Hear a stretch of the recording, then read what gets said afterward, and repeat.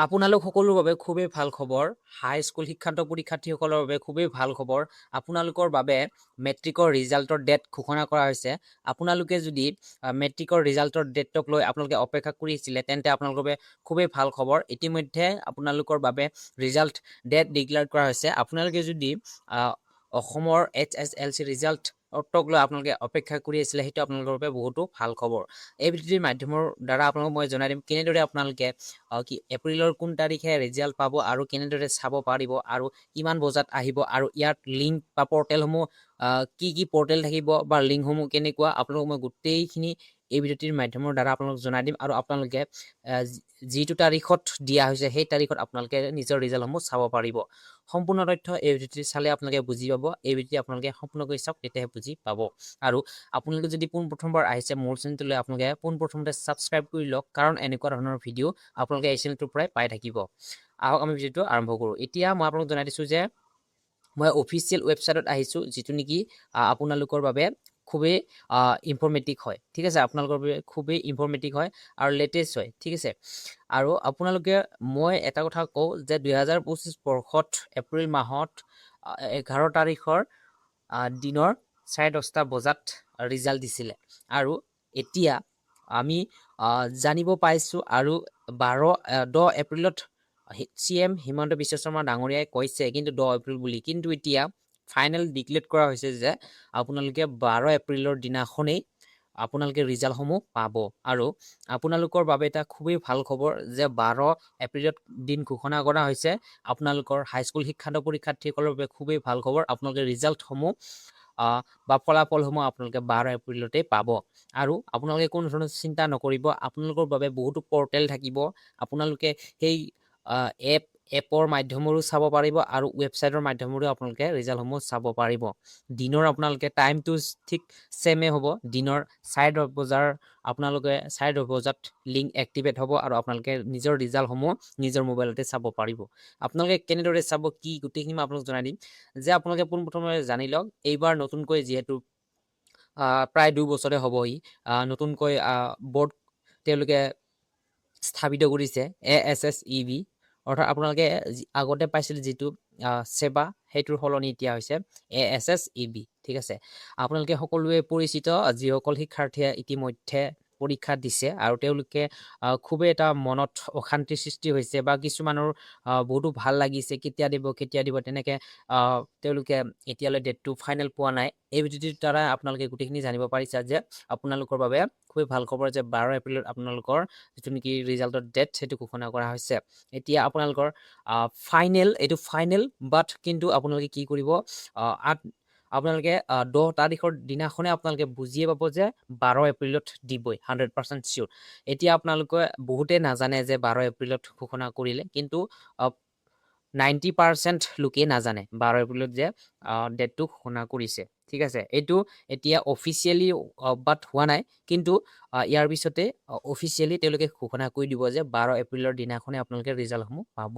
আপোনালোকে কি ৱেবছাইটত পাব বা কেনেধৰণে পাব সেইখিনি গোটেইখিনি ন'টিছখনত উল্লেখ থাকিব, কিমান বজাত দিব। এতিয়া মই এক্সপেক্ট কৰিছোঁ যে 12 এপ্ৰিলত দিব। আৰু আপোনালোকৰ বাবে যিটো নেকি টাইমিংটো হয়তো 9:30 বজাত দিব পাৰে, হয়তো দিনৰ 10:30 বজাত দিব পাৰে, হয়তো এইটো টাইমটো অকণমান চেঞ্জ হ'ব পাৰে, বাট ডেটটো কেতিয়াও চেঞ্জ নহয়। এতিয়া মই আপোনালোক জনাই দিছোঁ যে আপোনালোকে কেনেকুৱা ধৰণৰ কেতিয়াৰ পৰা এক্সাম দিছিলে, কি এতিয়া গোটেই উল্লেখে আছে। আপোনালোকে চাব পাৰিব যে আপোনালোকৰ ফেব্ৰুৱাৰী মাহৰ প্ৰায় হৈ আছিলে আপোনালোকৰ যিটো নেকি হাইস্কুল শিক্ষান্ত পৰীক্ষাটোৱে। আৰু আপোনালোকে বহুতো ভাল সুখ্যাতিৰে আপোনালোকে উত্তীৰ্ণ হ'ম বুলি আশা কৰি আছে। আপোনালোকৰ সকলোৰে ভালে হওক, সেইটোৱে মোৰ ফালৰ পৰা কামনা। আৰু আপোনালোকে কেনেকৈ চাব সেইটো মই এতিয়া আপোনালোকক জনাই দিম। ঠিক আছে, কেনেদৰে চাব আৰু পুনৰবাৰ জনাই দিছোঁ যে আপোনালোকৰ টোটেল মাৰ্ক থাকিব 600। আপোনালোকৰ পাৰ ছাবজেক্ট 30 মাৰ্ক পালে আপোনালোকে এক্সাম উত্তীৰ্ণ হ'ব পাৰিব। ঠিক আছে, আৰু ইয়াত মই আপোনালোক গোটেইখিনি প্ৰিভিয়াছ ইয়াৰৰ যিমানখিনি কেণ্ডিডেট, কিমান ষ্টুডেণ্টে কিমান ৰিজাল্ট কেনেকুৱা হৈছিলে ইয়াত দিয়া আছে, আপোনালোকে চাব পাৰিব। 19, 20, 22, 23, 24, 25 গোটেইখিনি ডেট দিয়া আছে। ৰিজাল্টৰ ডেট কেতিয়া দিছিলে, এতিয়া মই আপোনালোকক কৈছোঁ যে 2024টো এপ্ৰিল মাহতে দিছিলে আৰু 25ৰটো এপ্ৰিল মাহতে দিছিলে। এইবাৰ এইটো চিয়'ৰ, কিন্তু এপ্ৰিল মাহতে হ'ব, কিন্তু ডেটটো এতিয়ালৈ ফাইনেল হোৱা নাই। কিন্তু মই জনাই দিছোঁ যে আপোনালোকক আগতীয়াকৈ যে আপোনালোকে 12 এপ্ৰিলৰ দিনাখনেই 100% মোৰ ফালৰ পৰা চিয়'ৰ আপোনালোকে ৰিজাল্টটো পাবই, 12 এপ্ৰিলৰ দিনাখনেই পাব। ঠিক আছে, 10 এপ্ৰিলত আপোনালোকে যদিও বা কৈছে CM হিমন্ত বিশ্ব শৰ্মা ডাঙৰীয়াই, কিন্তু আপোনালোকে এতিয়া হয়তো নাপাবও পাৰে। ঠিক আছে, 10 এপ্ৰিলৰটো আপোনালোকৰ হয়তো সেইটো কেঞ্চেল হ'ব পাৰে। এতিয়া ফাইনেল হৈছে 12 এপ্ৰিল। ঠিক আছে, মোৰ ফালৰ পৰা। আৰু অফিচিয়েল আপোনালোকে জানিব পাৰিব 9 তাৰিখে যিহেতু ইলেকশ্যন হৈছে, বাট আপোনালোকে 10 তাৰিখৰ দিনাখনেই জানিবলৈ পাৰিব যে 12 তাৰিখৰ দিনাখনেই আপোনালোকৰ ফাইনেল ডিক্লেয়াৰ কৰা হৈছে বুলি। এনেও 2 বছৰ হৈছে হঠাৎ ৰিজাল্ট দিয়ে, তেনেকৈ হৈছে। হয়তো এইবাৰো দিব, কিন্তু 10 তাৰিখৰ দিনাখন আপোনালোকৰ ৰিজাল্ট পোৱাটো খুবেই কম চান্স, হয়নে? আৰু ইয়াত আপোনালোকে গমে পাইছে যে মাৰ্কশ্বিটৰ আপোনালোকে যিটো নেকি ডিজিটেল মাৰ্কশ্বিট সেইটো পাব দেই, এক লগত আপোনালোকে পাই যাব। সেইটো কোনো ধৰণৰ চিন্তা নকৰিব আপোনালোকে। আৰু ইয়াত কেনেধৰণে চাব কি মই আপোনালোক জনাই দিম ইয়াতে। ঠিক আছে, কেনেধৰণে আপোনালোকে চাব পাৰিব, ইয়াতে আপোনালোকে দেখিবলৈ পাব যে Assam HSLC result 2026 date, SEBA Assam 12th result আপোনালোকে যিটো নেকি 12 এপ্ৰিলত আপোনালোকে পাব। 10th ৰিজাল্টৰ আপোনালোকে ইয়াত যদিও বা 10 এপ্ৰিল দিয়া আছে, কিন্তু আপোনালোকে 12 এপ্ৰিলত ফাইনেল আপোনালোকে ৰিজাল্টসমূহ পাব। ঠিক আছে, আপোনালোকৰ প্ৰচেছটো দেখুৱাই দিছোঁ যে আপোনালোকৰ যিদিনাখনে ৰিজাল্টটো দিব, যিদিনাখন আপোনালোকে ৰিজাল্টটো পাব, সেইদিনাখন আপোনালোকৰ ইয়াত, ঠিক আছে, ইয়াতে কি দিব লাগিব মই গোটেইখিনি দেখুৱাই দিছোঁ। পোনপ্ৰথমতে আপোনালোকে এনেকৈ ৱেবছাইটটো খোল খাব। ঠিক আছে, এনেকুৱা ধৰণে। আৰু ইয়াত থাকিব আপোনালোকৰ Assam state school education board ASSEB, আৰু ইয়াত থাকিব SSC এক্সামিনেশ্যন ৰিজাল্ট। ইয়াত আপোনালোকে চিলেক্ট কৰিব লাগিব B26। ঠিক আছে, B26 চিলেক্ট কৰিব লাগিব। তাৰপিছত আপোনালোকৰ ইণ্টাৰ ৰোল নাম্বাৰটো দিব লাগিব। ঠিক আছে, ইয়াতে আপোনালোকে ৰোল নাম্বাৰ দিলে আৰু ইয়াত ইণ্টাৰ নংটো দিলে। ৰোল আৰু নং এক্সট্ৰাকৈ থাকে এডমিট কাৰ্ড, আপোনালোকে দেখিছে নিশ্চয়। আপোনালোকে সেইটো দিয়াৰ পিছত ইয়াত ফাইনেল ৰিজাল্ট বুলি ক্লিক কৰিব। তাৰপিছত আপোনালোকৰ ৰিজাল্টটো ওলাই পৰিব। ঠিক আছে, আপোনালোকে তেনেকৈ ৰিজাল্টসমূহ চাব পাৰিব। আৰু ইয়াত আপোনালোকৰ ডিভিজনটো লিখা থাকিব, গোটেইখিনি কি হয় কি নহয় গোটেইখিনি আপোনালোকে মাৰ্কশ্বিটখনত দেখিবলৈ পাবই। ঠিক আছে, আৰু মোৰ ফালৰ পৰা এক্সপেক্ট থাকিল যে অহা এপ্ৰিল মাহৰ আপোনালোকে 12 তাৰিখৰ দিনাখনেই ৰিজাল্টসমূহ পাব।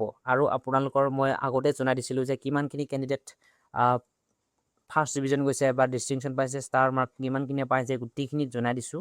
সেই ভিডিঅ'টো চালে আপোনালোকে বুজি পাব যে কিমানখিনি ষ্টুডেণ্টে পাছ আউট হৈছে আৰু কিমানখিনি ফেইল হৈছে, গোটেইখিনি দিয়া আছে। আৰু পুনৰবাৰ জনাই দিছোঁ, যদিহে আপোনালোকে